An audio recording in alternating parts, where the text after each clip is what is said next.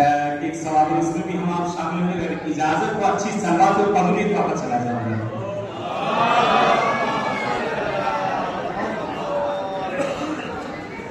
बहरहाल हम मशहद वाले जहाँ भी रहते हैं इमाम रज़ा अलैहिस्सलाम भी याद किया करते हैं। बहरहाल भाई बहन का दोनों का जिक्र हो जाएगा। ये सवाब भी इंशाल्लाह इमाम रज़ा से ले लिया जाएगा। इसका खल्ला के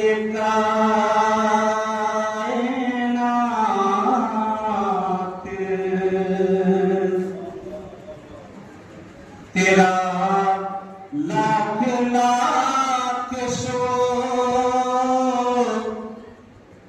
खल्ला के कायनात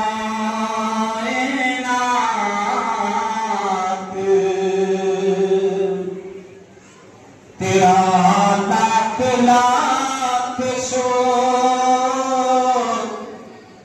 महसूस हो